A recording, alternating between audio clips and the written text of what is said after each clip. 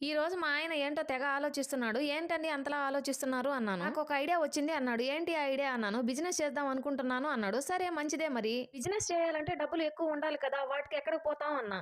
పిచ్చి మొహమా మనం చేసే బిజినెస్ లో దమ్మిడి కూడా ఖర్చు చేయనవసరం లేదు. డబ్బు మీద డబ్బు, ఆదాయం మీద ఆదాయం వస్తుంది అన్నాడు. ఏంటి ఒక్క రూపాయి కూడా లేకుండా బిజినెస్, మళ్ళీ ఆదాయం మీద ఆదాయం. ఏంటి పట్టపగలే కలకంటున్నారా ఏంటి అన్నాను. కల కాదే, ఈ రోజు నా ట్రిమ్మర్ పాడైపోయిందని ఆన్లైన్ లో ఆర్డర్ పెట్టుకుందామని చూస్తుంటే అప్పట్లో మా నాన్న నేను ఉద్యోగానికి వెళ్లకుండా ఇంటి దగ్గర ఉంటే పేడ పిసుక్కుంటావా అని ఎగతాళి చేసేవాడు. ఆ రోజు అది ఎగతాళి అయినా అదే మాట కాసులు తెచ్చి పెడుతుందే అన్నాడు. మామయ్య అన్నదానికి మీరు చెప్పిన దానికి ఏమైనా సంబంధం ఉందా అన్నాను. ఉందే, ఇదిగో ఫోన్ లో చూడు. ఒక్క పిడక 90 రూపాయలంట. మనం రోజుకి 20 పిడకల చొప్పున తయారు చేస్తే నెలకు దగ్గర దాపు 55,000 రూపాయలు వస్తాయి.